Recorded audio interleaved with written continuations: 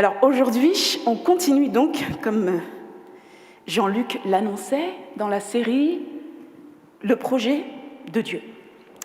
Et on continue avec la lecture de la lettre que Paul adresse à la communauté d'Éphèse. Alors cette lettre, en tout cas le début de cette lettre, elle est particulière parce que Paul, qui on sait est un apôtre, c'est-à-dire qu'il est focalisé sur une préoccupation principale qui est l'édification, l'enseignement des communautés chrétiennes. Et en général, Paul, il utilise plutôt un ton assez dur avec les communautés avec lesquelles il est en lien. Il a souvent des reproches à faire, il a souvent des choses à redire, mais là, dans le début de cette lettre, on trouve un Paul plutôt satisfait, un Paul qui fait un bilan de la communauté, de la situation de la communauté, et le bilan a l'air d'être plutôt positif.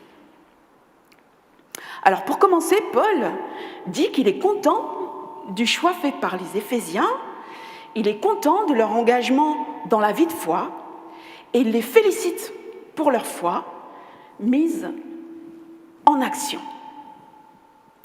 D'une certaine façon, Paul dit aux Éphésiens « Bravo ». Bravo d'avoir cru en Christ, bravo pour avoir reconnu en lui un envoyé, un messager venu pour révéler le plan du Père. Un messager venu pour faire connaître le projet du Père pour vous.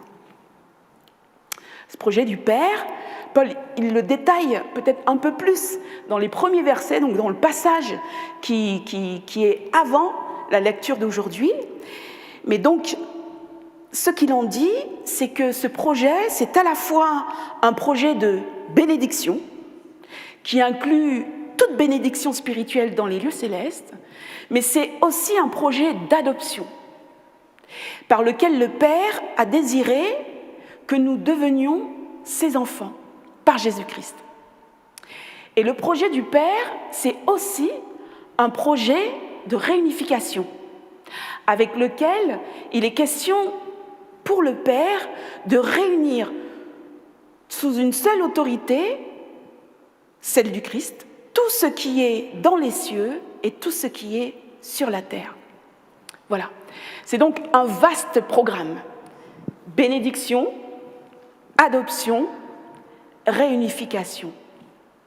Alors tout cela, Paul l'explique dans les premiers versets de sa lettre et ensuite il dit aux Éphésiens « Bravo, bravo parce que vous avez écouté et entendu Christ. Vous avez entendu son message, sa parole qui révèle ce plan du Père. Et vous l'avez cru. Et parce que vous avez cru, vous avez reçu. Et ce que vous avez déjà reçu, c'est en quelque sorte un acompte de toutes ces promesses, un gage de l'héritage à venir. Et cet acompte, on en parle aussi quelquefois avec un autre mot, art. Donc, vous avez reçu les arts de l'esprit. Et en réalité, cet acompte sur les promesses ou l'héritage à venir, il est reçu par toute personne qui, par la foi, se saisit du cadeau de Dieu. Toute personne qui, par anticipation ou par le bras de la foi, se saisit du paquet contenant le projet de Dieu et toutes ses promesses. Et à ces personnes, ce qui est donné en acompte, donc, c'est quelque chose de particulier. C'est une part de l'Esprit de Dieu. Les Éphésiens se sont engagés par la foi, ils ont déployé leur foi en Christ et ils ont reçu un signe d'agrément, un signe de validation de leur élan. Leur mouvement de foi a été scellé, marqué par le sceau de l'Esprit. Alors oui, Paul est en joie et il félicite et il encourage la communauté d'Éphèse. Mais il les exhorte aussi à aller plus loin. Son bilan jusque-là pourrait sans doute se résumer comme cela. Éphésiens, félicitations.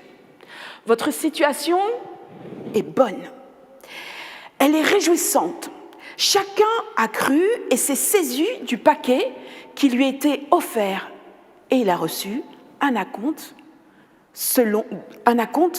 de son héritage. Tout cela, c'est bon. Pourtant, d'une certaine manière, c'est insuffisant. Il faut que vous sachiez que le projet de Dieu, pour vous, est plus vaste. Il est plus vaste que cela, plus vaste que ce que vous semblez en percevoir pour l'instant.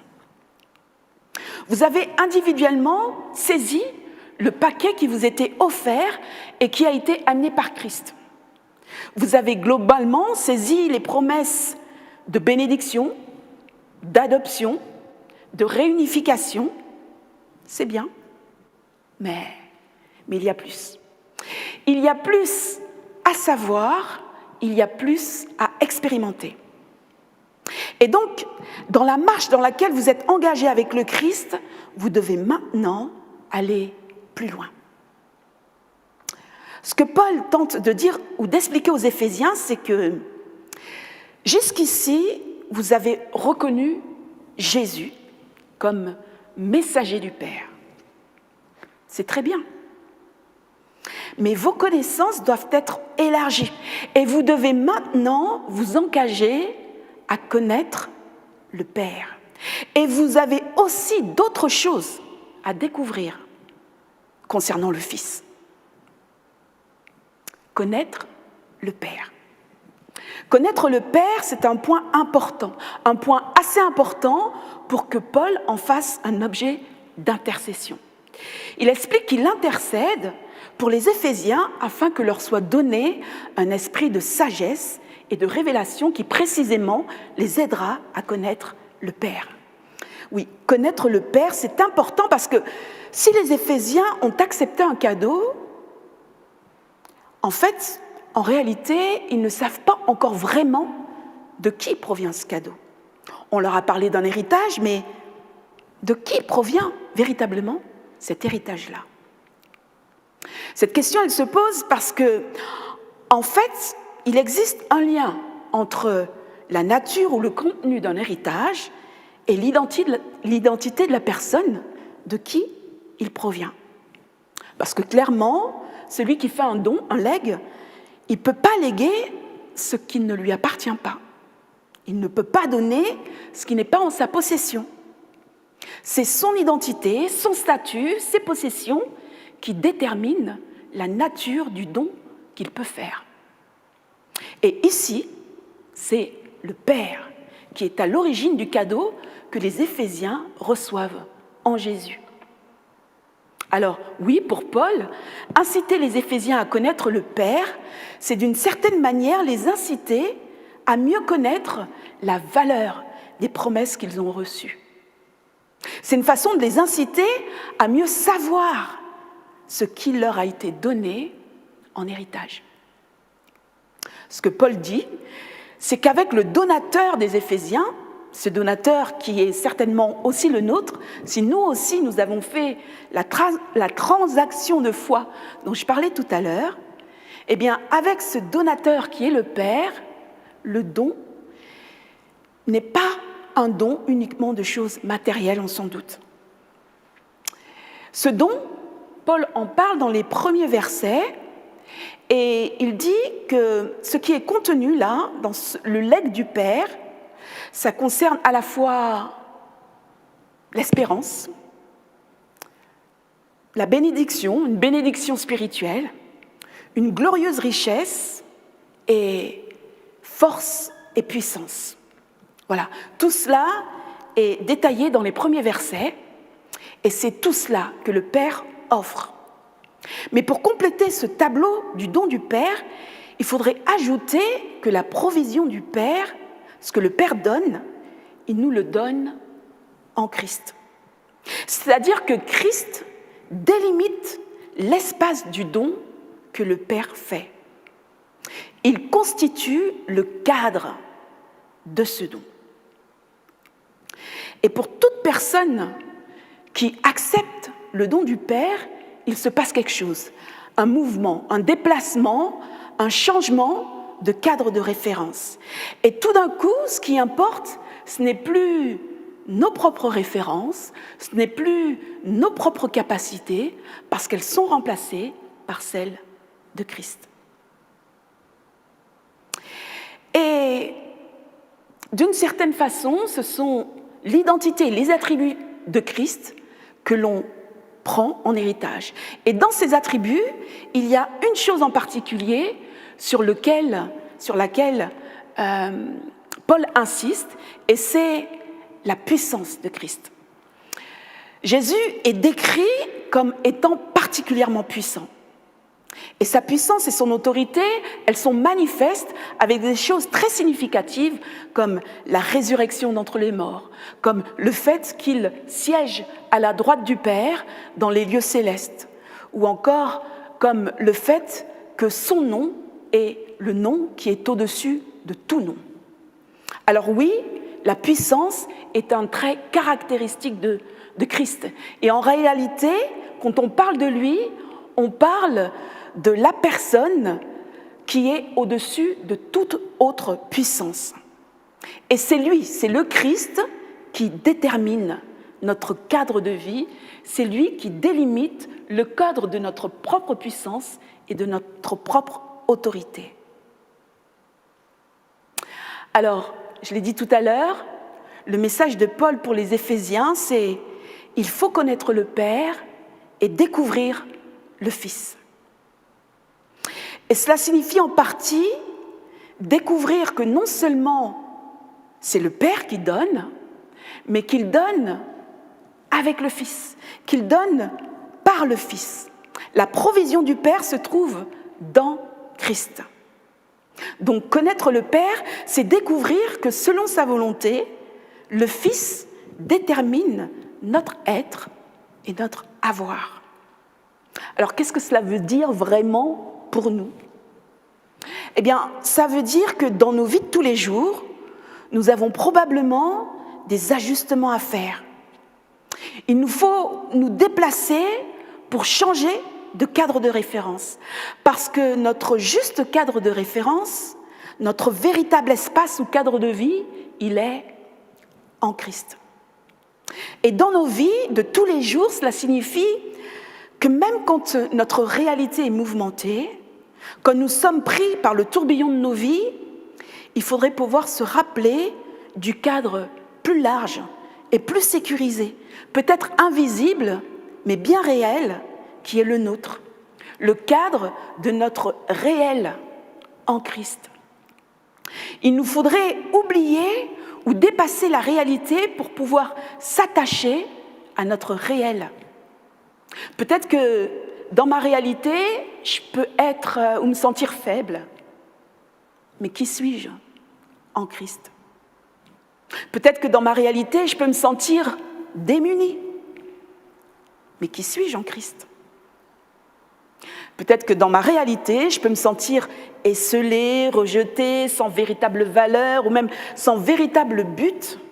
Mais encore une fois, il faut alors se poser la question, qui suis-je en Christ ? Même si ma réalité peut sembler me dire des choses, eh bien c'est en fait mon réel qui devrait m'informer. Et mon réel, c'est l'espace de la réalité spirituelle qui me concerne. Et mon réel, il m'informe des faits de l'autorité de Christ et il m'indique aussi que cette autorité-là, elle est accessible pour moi. En fait, lorsque je suis positionnée en Christ, j'ai accès à l'autorité de Christ. En Christ. En Christ, c'est un lieu particulier. C'est un espace auquel on accède par une certaine posture du cœur ou de l'esprit. En Christ, c'est un espace que l'on trouve et que l'on habite lorsque l'on adopte la posture de la prière. Une posture où on accepte d'être déplacé, transporté dans un autre espace, une posture où on est conscient d'être en relation avec quelqu'un qui est au-delà de nous, quelqu'un qui nous dépasse en tout, mais qui nous couvre par son ombre puissante et bénissante. En Christ, on y accède lorsque l'on accepte de diminuer, lorsque l'on accepte de s'oublier et de se perdre ou de se fondre avec Jésus. Et c'est alors là, dans l'espace de son identité, que s'ouvre pour nous la porte de son autorité. Connaître le Père, c'est communier avec le Fils. Et cela conduit à découvrir et à expérimenter sa puissance, son autorité. Car, encore une fois, je le répète, dans la provision du Père, pour nous, c'est l'autorité du Fils qui représente et qui délimite notre cadre d'action, notre cadre de vie. Et cela est vrai à l'échelle individuelle, mais c'est aussi vrai à l'échelle collective, à l'échelle de la communauté. Et certainement qu'une des choses que Paul aimerait que les Éphésiens découvrent, c'est que dans le projet de Dieu, l'espace de réalité de l'homme ou de la femme de foi n'est pas uniquement limité à l'espace de sa vie personnelle. C'est vrai que le projet de Dieu a une dimension personnelle. Paul explique que le Père nous a aimés, il nous a choisis, il nous connaît individuellement et il a une provision pour nous. Sa bénédiction, elle nous est adressée, elle nous est destinée et il nous l'adresse individuellement. Mais ce sur quoi Paul insiste aussi auprès des Éphésiens, c'est qu'il existe une réalité supérieure au cadre de vie de l'individu qui est également placé sous le regard et la bénédiction de Dieu. Oui, le Père a désiré que l'espace de la vie de chacun soit étendu, élargi, et qu'il soit intégré dans un réseau, en lien avec d'autres personnes de foi. Cet espace ou ce réseau, c'est l'ecclésia. Le mot grec pour dire l'assemblée, l'église ou l'espace de la communauté. Et cet espace de l'ecclésia, le Père le chérit et désire tout particulièrement le bénir. Il l'a conçu, je le disais, comme un réseau ordonné et même articulé. Un réseau où tous et chacun ont une place. C'est un réseau coordonné où tous nous formons un corps vivant que le Père a désiré unifier et vivifier par son esprit. Un corps dont la valeur et la grandeur est pleinement révélée quand chacun y trouve sa place. Et cette place dans le corps, elle ne peut pas être auto-assignée. Personne ne décide pour lui-même quelle place il occupe ou quel membre il ou elle sera. Et cette place, elle ne peut pas non plus, en réalité, être attribuée par quelqu'un d'autre. Seul l'Esprit de Dieu est en mesure d'identifier et de distribuer les rôles. C'est notre directeur de casting à tous. Et dans le corps, comme dans un puzzle, toutes les pièces ont une place spécifique. Et quand elles sont justement ajustées, alors on découvre une image qui fait sens. Et la découverte du sens et de la place et de la fonction de chacun dans le corps, c'est un process. C'est même une aventure. Mais c'est une aventure qu'il faut absolument vivre. D'une part parce que c'est un motif d'épanouissement pour chacun, mais c'est aussi une bénédiction pour le corps dans son entier, qui pour bien fonctionner a besoin de voir tous les postes occupés, et justement occupés. L'espace de la communauté, l'espace de l'ecclésia, c'est aussi prévu pour affirmer l'identité spirituelle de l'ensemble du corps dans le monde, mais c'est aussi un espace qui est à concevoir comme un lieu d'épanouissement pour chacun. C'est un lieu de découverte de l'identité spirituelle que peut avoir chacun. Et l'identité spirituelle avec tout ce qu'il peut y avoir de dons particuliers, de dons spécifiques. Et certainement qu'on reviendra sur cet aspect-là plus loin, parce que Paul parle de ces dons plus loin dans sa lettre. Mais en tout cas, aujourd'hui, je voudrais qu'on se rappelle que dans le projet de Dieu, il y a un accent, une considération toute particulière qui est mise sur l'idée du corps. Et ce corps, le Père l'équipe, il l'unifie par son esprit et il le rassemble sous une même autorité. Christ, qui est le chef, la tête. Alors, découvrir le Christ, c'est en fait découvrir qu'il est la tête de la communauté des croyants qui forme son corps. Il est le chef de l'Église. Et tout comme pour notre corps individuel, pour le corps collectif qu'est l'Église, c'est Christ, encore une fois, qui détermine le cadre d'action et l'autorité. Et le corps bien coordonné de l'Église, il faut se dire que c'est une réalité qui peut être bien puissante. Voilà. En résumé, Paul explique que le projet de Dieu pour nous, il est plein de ressources et qu'il se déploie et se matérialise à la fois à l'échelle individuelle et à l'échelle collective.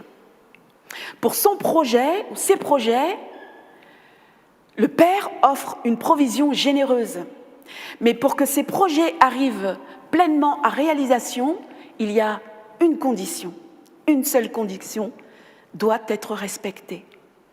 Et cette condition, c'est que Christ doit être à sa place, c'est-à-dire à la place d'autorité. C'est dans ces conditions-là que l'on peut voir les projets de Dieu pleinement se déployer et atteindre leur plein potentiel. Dans le projet de Dieu, nous avons, c'est clair, un rôle à jouer et notre part consiste, pour commencer, à s'assurer que nous sommes placés de façon à être couverts par notre chef. Nous devons nous assurer que nous sommes placés sous l'autorité de Christ, ou pour le dire autrement, que nous sommes placés en Christ. Les caractéristiques de l'identité de Christ, sa puissance et son autorité, sont donc des réalités qui devraient être déterminantes pour chacun d'entre nous. Elles sont déterminantes pour nos vies, mais elles sont aussi déterminantes pour la vie de la communauté. Et ces caractéristiques, donc puissance et autorité, lorsqu'elles sont justement en place, cela signifie que ce n'est pas notre volonté, mais sa volonté. Ce n'est pas notre mesure, mais sa mesure. Pas nos capacités, mais ses capacités. Et ce n'est pas non plus la mesure ou les capacités des autres ou l'idée que les autres ont de notre capacité ou de notre mesure. Ce qui importe, ce sont toujours les perspectives, la vie et la voie de Christ. C'est toujours lui qui détermine notre cadre, c'est toujours lui qui l'emporte sur tout, sur tous et tout le temps. La puissance de Christ est pour nous une forteresse, un abri, un lieu de sécurité, mais pour en bénéficier, pour y accéder, il nous faut adopter une posture d'humilité, une posture où nous reconnaissons nos limites, une posture un peu comme celle adoptée par celui qui est reconnu avoir préparé le chemin du Seigneur, le prophète Jean-Baptiste qui disait « Il faut que je diminue afin que lui croisse ». Alors à ce stade, si on synthétise un peu les choses que la lecture de la lettre de Paul nous permet d'affirmer, on peut notamment dire que le projet de Dieu, Dieu le Père, ses dons sont contenus dans la provision assurée par Christ, le Fils. Et nous en sommes pleinement au bénéfice quand nous sommes positionnés dans cet espace particulier que l'on peut occuper en Christ. Alors, à la suite de l'enseignement de Paul aux Éphésiens, on peut peut-être s'interroger et revisiter dans nos vies les situations qui nous semblent ou nous ont semblé impossibles, insurmontables. Est-ce qu'on y a fait face ou est-ce qu'on les a traversées en étant vraiment en Jésus, placés dans le cadre de l'espace de sa parole, de sa vie, de son identité? Et si ce n'est pas le cas, comment changer l'itinéraire qui nous conduit à des situations nouées ou compliquées? Moi, ça me fait penser à un GPS. Il y a souvent plusieurs options avec le GPS. Il y a l'option où le GPS fait son calcul, son itinéraire tout seul, sans nous consulter. Alors, on est là juste à suivre les circonstances extérieures. Et puis, il y a l'option où on peut indiquer au GPS qu'on veut passer absolument par une étape particulière. C'est l'option via. On va aller d'un point A à un point B en passant par un point déterminé par nous. Mais pour l'itinéraire de nos vies, je pense que ce qu'il nous faudrait, c'est une option qui détermine notre point de départ. Une option qui dirait « en partance de ». Et il faudrait que cette option soit cochée sur « en Christ », en partance de ce point particulier qui est en Christ. Et je pense que si on faisait nos déplacements ou si on s'engageait dans nos actions à partir de cet espace-là, ça pourrait produire des choses différentes dans nos vies. Alors, juste pour conclure, je voudrais dire que le projet de Dieu est vaste, bien plus vaste que ce que l'on en perçoit, et son potentiel est certainement bien plus vaste que ce que l'on utilise. On dit qu'on n'utilise que 10% à peu près de nos capacités, des capacités de notre cerveau. Je ne sais pas si on pouvait le calculer, à combien montrer le chiffre de notre capacité à utiliser pour nous cette option en Christ. Mais c'est une option qui est radicalement puissante et que l'on devrait utiliser pour soi-même, sans modération, et on devrait certainement aussi encourager les autres à l'utiliser. Et on devrait aussi l'utiliser sans modération dans l'espace de la communauté, l'espace de l'Ecclésia, en Christ. Si on doit se rappeler quelque chose, c'est de ça. Et juste avant de se quitter, comme terrain d'application, je voudrais peut-être que chacun puisse repenser à une situation du passé, une situation qui a été difficile, nouée ou compliquée. Est-ce que quelque chose vous vient à l'esprit? Si c'est le cas, est-ce qu'on pourrait faire l'exercice de revisiter cette situation, cette scène, avec quelques changements? Je ne sais pas dans cette scène qui sont vos vis-à-vis, mais si on revisitait cette scène en étant, nous, profondément ancrés en Christ. Pas ma mesure, mais sa mesure. Pas mes capacités, mais ses capacités. Pas ma volonté, mais sa volonté. Est-ce que ce positionnement-là ne produirait pas des changements autour de nous, mais peut-être aussi en nous? Alors je vous invite pendant la semaine à explorer et à visiter ou à revisiter des situations qui représentent des défis. En faisant cela, je vous invite à ne surtout pas hésiter à activer l'option en Christ. Peut-être que bientôt, la semaine prochaine, on pourra être témoin de la façon dont Christ élargit nos capacités et le territoire de nos vies. Que le Seigneur nous bénisse chacun et tous en Christ. Amen.